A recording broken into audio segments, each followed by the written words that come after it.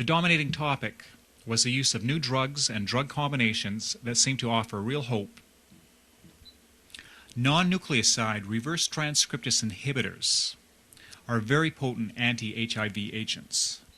Their present shortcoming is the development of viral drug resistance, but this may be shortly overcome. A particularly promising niche for the NNRTIs may be in their short-term use.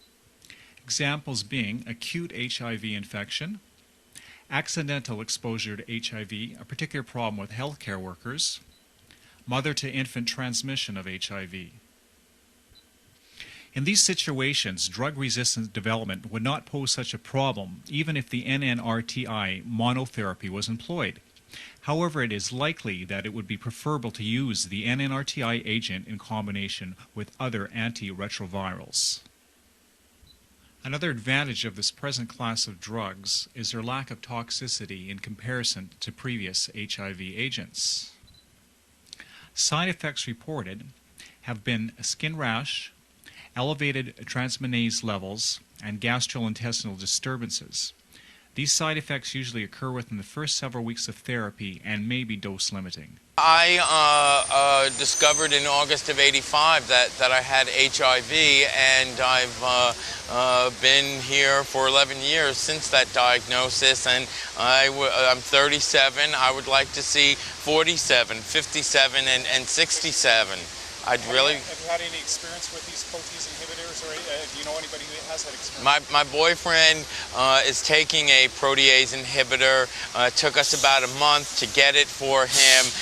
He's had some painful neuropathy in his left side, and we're just hoping that there'll be something else to come along sooner that doesn't have such side effects and isn't so expensive. Neuropathy is where there's pain like at the end of the hands, the end of the feet, and that's what he's been experiencing. As a person living with AIDS, do you feel this new class of drugs is going to make a difference in your health? Yes, I'm very optimistic and hopeful that the new drugs will take us one step further. I don't think we have not arrived at the results, at the cure. We are working towards, and the combination therapies that are being recommended, I think will take us one step closer. Now, accessibility is the concern. There is the hope and there is the new outcomes of these drugs. Now, how are we going to get to them? Because it's a two-point scenario. One, that there is the research and there is hope. As personally living with AIDS myself, I'm involved in that triple combination. I have felt much better, much energetic. I'm taking the triple combination, but then there are people that are even living within the United States that doesn't have no access. So the question remains, whose world and whose hope? Well, what is the triple combination? Oh, you want me to endorse it? I know the names are difficult. Well, it's been said that the triple combination is recommended that we do AZT, 3TC, and insequanavir. Therefore, that is one protease inhibitor and two antivirals. Sequanavir was one of the first ones. Now, now we have more protease inhibitors to choose from. So as long as the therapy includes a protease combined with another kind of antiviral, such as AZT, 3TC, D4T, which it might be the perfect combination. It is a combination therapy, a cocktail. New drugs or these combinations is really, they need to be controlled. They're very high prices. The cost for a protease inhibitor for an individual for a year can run in the thousands of dollars. How many thousand? It's about $9,000 to $10,000 per the protease inhibitor alone. Now, this can be very alarming because can create, for the insurances or for the departments of health who can go bankrupt overnight. People with AIDS there are more people with AIDS becoming infected, and people are developing opportunistic infections. People need to enter early treatment, what they call that we have to enter early treatment. So, but economically, that means also that we are going to be faced with an economic situation because of the high cost of these drugs. Are you feel that the drug companies are actually taking advantage of legal aids? Well, I don't believe that the drug companies are taking advantage of us. What we need to do is do some price regulation. We need to, as people living with AIDS, as organizations, as industries, to monitor and have some control over the pricing. The pricing must be regulated, because how expensive and how high can it get? And especially as all of us struggle with gaining access to these new drugs for our patients, I think there's no person who fights harder than Julio for his patients here in Canada. They have just recently completed a study of antiretroviral naive patients with non-nucleoside activities with some very exciting results, and Dr. Montana is going to share those with us right now.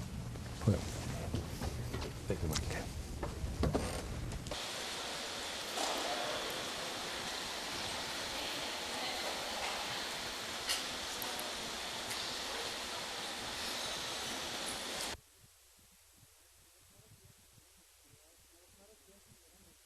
Now, with mother-to-infant transmission, there are a few particular points. One is timing. Because of the resistance issue, if you would use these drugs as monotherapy, you could only use them for a very short period, which means you would have to target the use around delivery. Because if you would start too soon, the virus would have become resistant by the time the mother delivers, which is the time that most transmission of HIV from mother to infant occurs, and the drugs would be useless. But of course you could overcome that by using them in combination. Well, I think we have seen a lot of encouraging news about these new treatments. And for those people who can afford them and live in countries where the medical system allows them to take them, I think there's new hope. But this is a world conference, an international conference, and there are 95% of new infections are in countries that are poor, and for them these drugs are a pipe dream at the present time. They do not get them. If they got them, if they were to obtain them, they wouldn't have the resources to buy them. If they got them for free, they wouldn't have the medical systems to really get them to the people who are sick. So for them, I think the perception of the conference is quite different. It is like there's a lot of cruelty in that view, in that you have hope for somebody else, but not for yourself. Do you think the drug companies are taking advantage of the poorest of the poor?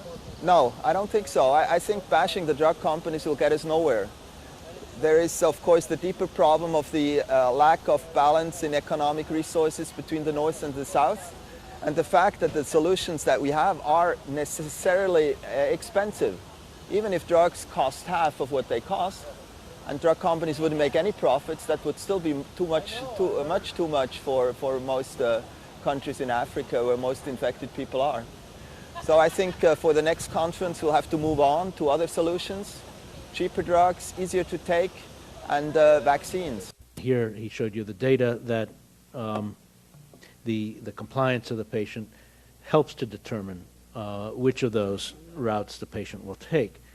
So what we need to do is use this drug, which is potent, and this class of drugs are potent drugs, but that potency is reversed very quickly with just a single mutation, and we have to decide which strategy and how to use these drugs, because once that mutation has emerged, we can't reverse the evolutionary pathway that has been selected.